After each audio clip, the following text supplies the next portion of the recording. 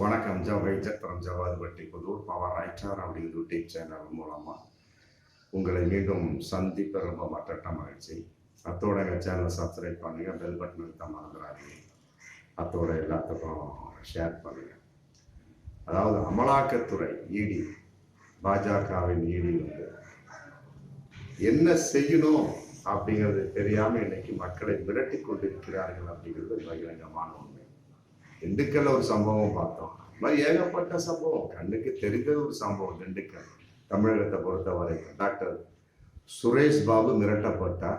அப்புறம் 40 லட்சம் 3 கோடி ரூபா பேரம் பேசப்பட்டு 51 லட்சம் அப்புறம் கடைசியில் ஒரு பேரம் பேசப்பட்டு 20 கொடுக்கக்கூடிய சமயத்தில் சுரேஷ் பாபு அங்கித் திவாரி அப்படிங்கிற ஒரு அமலாக்கத்துறை அதிகாரியே பிடிச்சி கொடுத்துட்டாரு. ஆமாம், அது வந்து ஒரு பணம் பறிக்கும் கும்பலாக செயல்பட்டதற்கு உண்டான ஒரு உதாரணம். ஆனால் சேலத்திற்கு பக்கத்தில் ஒரு கட்ட பஞ்சாயத்தே பண்ணியிருக்கிறாங்க. நிலத்தை அபகரிப்பதற்காக ஒரு ஒப்பு ஊதலாக, மற்றபடி வந்து கேவலமாக அமலாக்கத்துறை வந்து பாஜகவினருக்கு உதவியாக நடந்து கொண்டிருக்கிறார்கள் என்பது பகிரங்கமான உண்மையான விஷயமா ஒரு வீடியோ ஒன்று இன்னைக்கு போயிட்டு இருக்கு. அதாவது சேலம் மாவட்டத்தில் ஆத்தூர் பக்கத்தில் அம்மப்பா சமுத்திரம் அப்படிங்கிற ஒரு கிராமத்தில் வந்து 2 விவசாயிகள், ரொம்ப பழுத்த விவசாயிகள், கிருஷ்ணன் கண்ணன் அப்படிங்கிற ஒரு பழுத்த விவசாயி. பார்த்தா வந்து ஒரு 85-90 வயசு இருக்கும். இன்னும் அவங்க உயிரோடு இருக்கிறாங்க அப்படின்னா அவருடைய உழைப்பு தான் காரணம். ஒருத்தர் கையில் தடியோடு இருக்கிறார். அவர் பார்த்தாலே பரிதாபமாக இருக்கு. அவங்க நிலத்துல வந்து வாங்குறதுக்கு முயற்சி பண்ணியிருக்காங்க. அவங்க கொடுக்கல.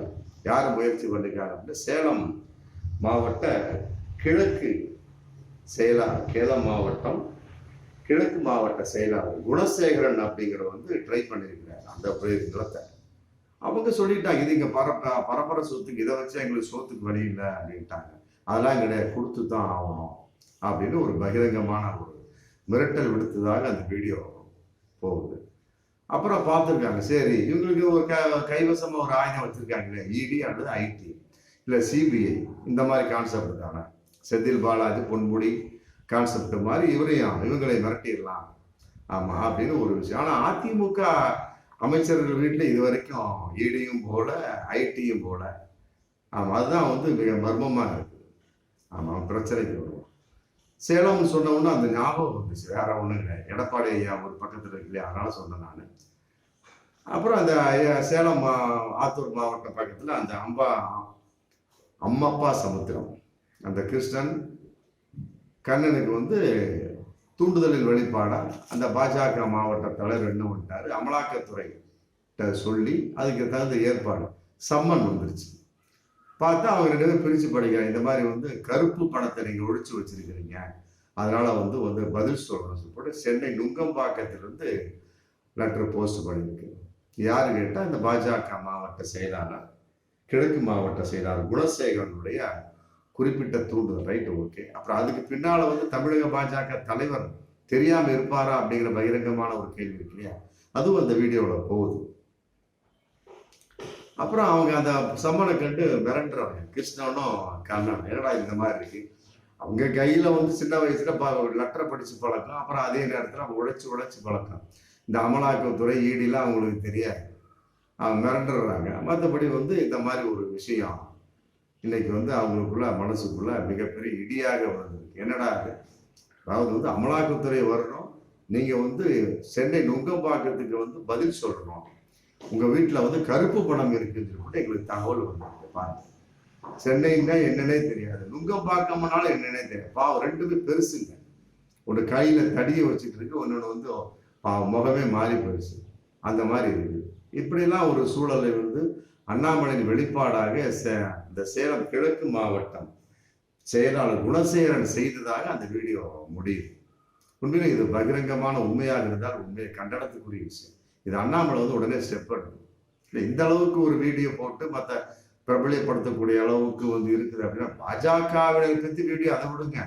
அது வந்து வீடியோ கட்சி, ஆடியோ கட்சி, அதை விடுங்க. திருச்சி சூர்யா மற்ற டெய்ஸி மேட்டை விடவா, காயத்ரி ரகா மேட்டை விடவா, அதை விட்டுருங்க.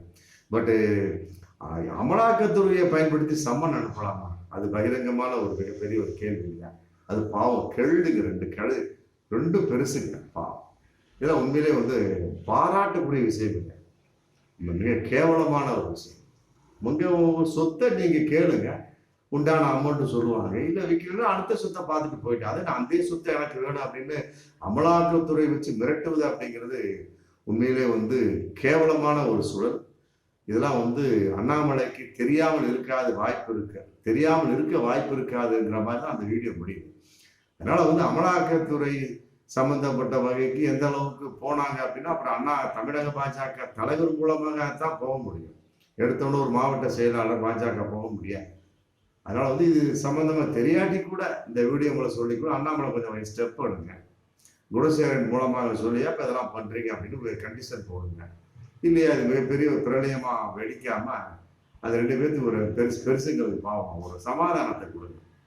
ஆமா, உங்க குடும்பம் ரொம்ப நல்லா இருக்கும். ஆமா, இது ஒரு சம்பவம். அடுத்தது இன்னொரு விஷயம் வந்து அசாம் மாநிலத்தில் நடந்த ஒரு சம்பவம். ஹிமந்த் பிஸ்வா சர்மா அப்படிங்கிறவர் தான் மாநில ஒரு முதல்வராக இருக்கிறார். அதாவது பொதுவாக நம்ம கிராமத்தில் நிறைய பார்க்கலாம்.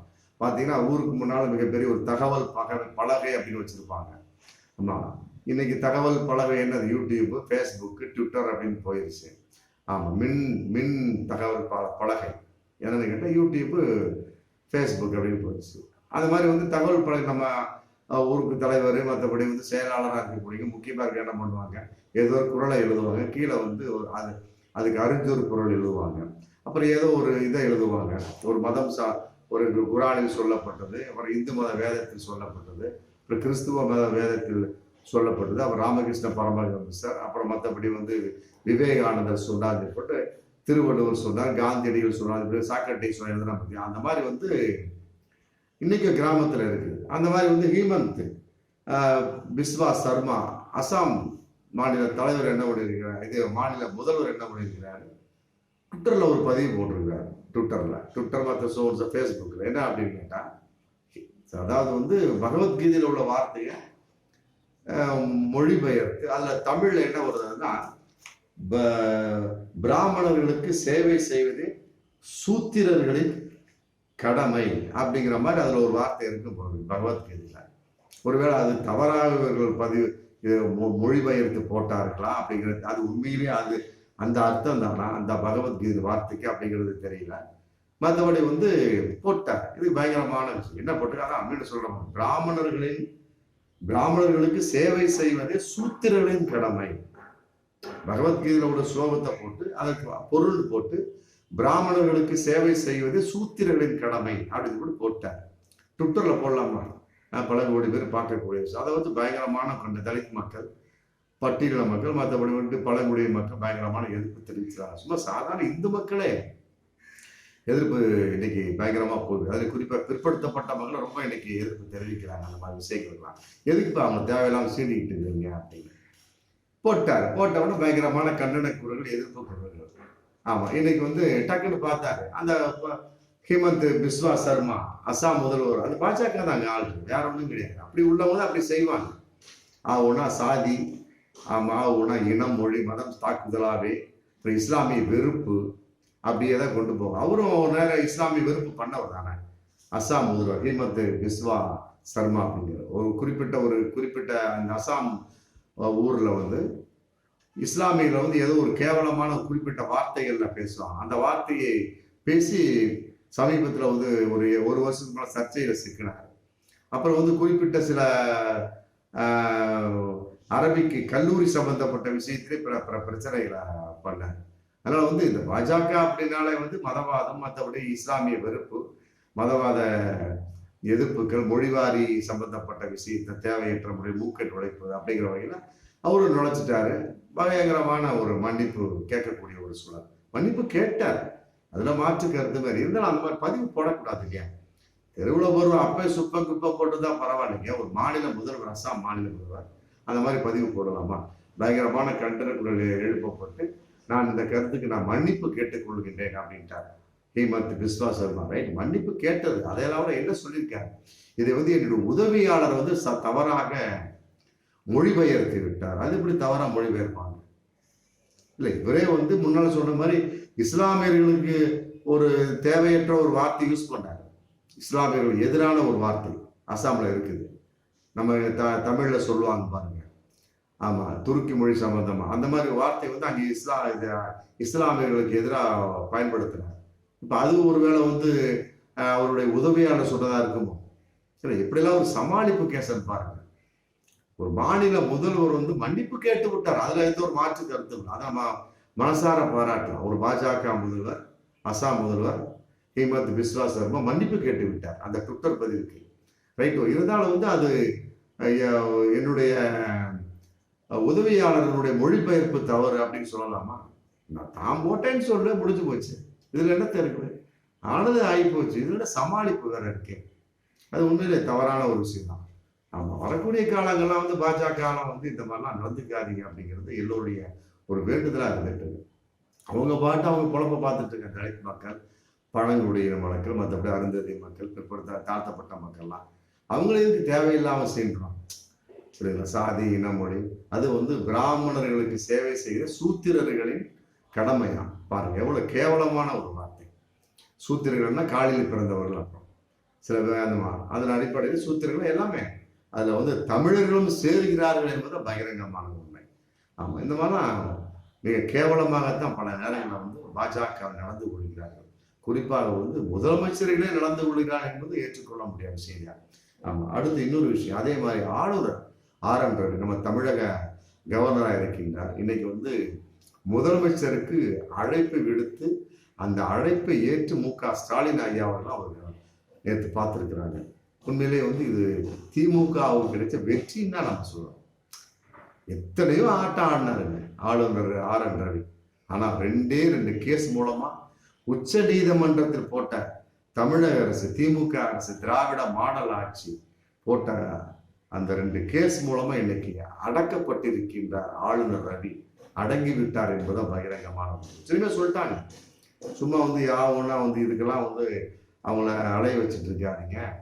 நீங்க கூப்பிட்டு பேசுங்க. எப்படி முதலமைச்சரை நீங்க கூப்பிட்டு பேசுங்க. ஆளுநர் ரவியை பார்த்து உச்ச நீதிமன்ற சதுரசூட்டை அன்னைக்கு சைன் போட்டாங்க. நீங்க கூப்பிட்டு பேசுங்க, சம்பந்தப்பட்ட என்னன்னு பாத்துங்க அப்படின்னு சொன்னாங்க. அதாவது வந்து மு.க. ஸ்டாலினை நோக்கி அவங்க சொல்லல, நீங்க போய் ஆளுநரை பார்த்து பேசுங்கன்னு சொல்லல. ஆளுநரை பார்த்து உச்ச நீதிமன்றம் சொல்றது, மு.க. ஸ்டாலினை கூப்பிட்டு நீங்க பேசுங்க அப்படின்னு சொல்லியிருக்கிறார். ஆனா அவரும் அந்த மாதிரி தான் சனாதன போக்கு, மற்றபடி பாசிச கொள்கை, மற்றபடி பிஜேபி ஆள் தான் அவரும். இந்த இத்தனை வருஷமா பார்த்துட்டு தான் இருக்கோம். எங்க பார்த்தாலும் சரி.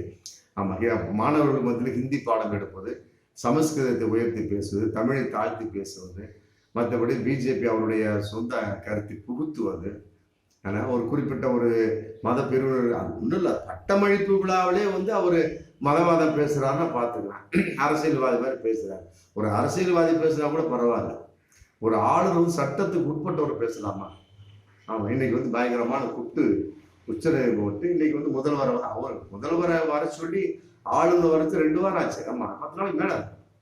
இப்பதான் டைம் கிடைச்சு தளபதி மு.க. ஸ்டாலின் அவர்கள் வந்து போயிருக்காங்க. தன்னுடைய மந்திரி சகாக்களோட போய் அங்கேயும் போய் நல்ல ஒரு அமைதியா பேசதான் செய்வார். அதுக்கு தகுந்த மாதிரி அவரும் சொல்லியிருக்காரு, அடிக்கடி சந்திக்க வர வேண்டும் சொல்லிவிட்டு ஆளுநர் சொல்லியிருக்கிறாரு. அதுக்கு மு.க. ஓகே கொடுத்துட்டு, மற்றபடி வந்து அந்த இவங்க எம்.ஆர். விஜயபாஸ்கர் மற்ற கே.சி. வீரமணி சம்பந்தப்பட்ட அந்த வழக்கு சம்பந்தப்பட்டதெல்லாம் ஒப்புதல் கொடுங்க. மற்றபடி இந்த 10 மசோதா வந்து ரிட்டர்ன் அனுப்பிச்சதுக்கு வந்து திருப்பியும் சிறப்பு சட்டமன்றத்தை கூட்டி சைன் போட்டு கொடுத்தாங்க பார்த்தீங்களா, அதுக்கு உடனே ஒப்புதல் கொடுங்க, திருப்பி வாங்கி. ஏன்னா அதை வந்து அவர் குடியரசுத் தலைவர் அனுப்பிச்சிட்டாரு. ஆமா, குடியரசு இவருக்கு அதிகாரம் இருக்கும்போது எதுக்கு அந்த குடியரசு அனுப்பணும் அப்படிங்கிற மிகப்பெரிய ஒரு கேள்வி இருக்கிறியா. ஆமா, சைன் போட்டு திருப்பி அனுப்பிச்சாங்க அப்படின்னா திருப்பி என்ன ஒரு ஒண்ணுமே பண்ண முடியாது. ஜனாதிபதிக்கு அனுப்ப கூட ரூல்ஸ் அண்ட் ரெகுலேஷன் கிடையாது. ஆனா எதன் அடிப்படையில் அனுப்பிச்சாருன்னு மிக பகிரங்கமான ஒரு கேள்வி இருக்கு.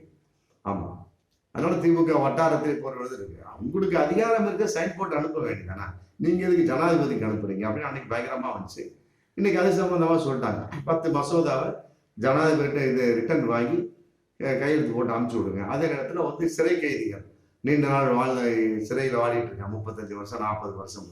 ஆமா, இஸ்லாமிய சிறை கைதிகள், மற்றபடி இந்து மக்கள், மற்ற ஏகப்பட்ட பேர், ஒரு 68 பேருக்கு மேல இருக்கிறாங்க நீண்ட நாள்.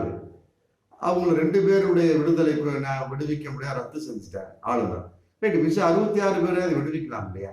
அதுக்கும் ஒரு முட்டுக்கட்டை இன்னைக்கு இருந்துட்டு இருக்கிறாங்க. எல்லாமே வந்து 1.5 வருஷம், ஒரு வருஷத்துக்கு முதல்ல 1.5 வருஷம் 1.25 வருஷத்துக்கு முன்னாடி கொடுக்கப்பட்ட ஒரு மசோதாக்கள் இன்னைக்கு வரைக்கும் அப்படியே அமுத்தி வச்சு உட்கார்ந்துருக்காரு. உண்மையிலே வந்து ஏற்றுக்கொள்ள முடியாது இல்லையா? எப்படி இவங்க வந்து அடுத்து தமிழகத்துல வந்து ஆட்சி செய்ய முடியும் அப்படிங்கிற பகிரங்கமான உண்மை இருக்கு. ஆமா, ஒரு சட்டத்துக்கு உட்பட்டு படித்த மக்கள் இவர் ஆளுநர் ரவி.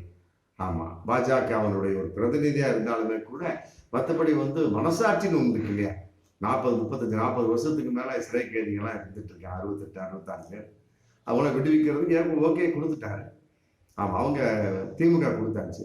இவர் இன்னைக்கு சைன் போடுறோம், அதுக்கு உட்காந்துட்டு இருக்கிறார். அதுக்கும் வந்து இன்னைக்கு போனவங்க வந்து அவருடைய வேண்டுதலின்படி, ஆளுநரின் அழைப்பின்படி, ஆமா, அதாவது உச்ச நீதிமன்றத்தின் அறிவுறுத்தலின்படி, ஆளுநர் ரவியின் அழைப்பின்படி மு.க. ஸ்டாலின் வந்து அவர்கிட்ட இந்த மாதிரி விஷயம்லாம் சொல்லியிருக்கிறார். 3 விஷயம், ஊழல் அதிமுக மாஜி மந்திரியோட ஊழல் சம்பந்தப்பட்ட விஷயம், மற்றபடி வந்து இந்த நீண்ட நாள் இருக்கக்கூடிய விஷயம், மற்ற இன்னும் ஏகப்பட்ட கோப்புகள்லாம் இருக்குதான், சைன் போட்டு அனுப்புங்க. மற்றபடி போகிறப்ப சொல்லியிருப்பாரு போங்க ஆளுநர், அடிக்கடி வந்து போங்க, இனிமேல் நம்ம சுமூகமாக சட்டத்துக்கு உட்பட்டு நடந்து கொள்வேன் அப்படிங்கிற மாதிரி ஒரு வாக்குறுதி கொடுத்ததாக ஒரு தகவல் போயிட்டு இருக்கு. எப்படி நல்லபடி நடந்தா சரி. நம்ம தமிழக மக்கள் நல்லா இருக்கணுங்க. ஆளக்கூடிய அரசு திமுக அரசு, ஆமா, அதுல மாற்று கருத்து கிடையாது. திராவிட மாடல் அரசு என்னவோ நல்லா கரெக்டா பண்ணிட்டு இருக்கிறாங்க. முன்ன பின்ன இருக்கத்தான் செய்யும். எக்ஸாம் புயல ஆரம்பத்துல சில பேர் வந்து திமுக ஒன்றும் பண்ணல அப்படின்னா, அப்புறம் திருப்பியும் இந்த நெல்லை மாவட்டம் சம்பந்தப்பட்ட கண்டிகர்ல அந்த வெள்ள புயல் வந்தவொன்னு இன்னும் துள்ளி குதிச்சாங்க. தடா புடான்னா. ஆமா, நிர்மலா சீதாராமன் என்னத்தை வந்து பண்ணிட்டாங்க.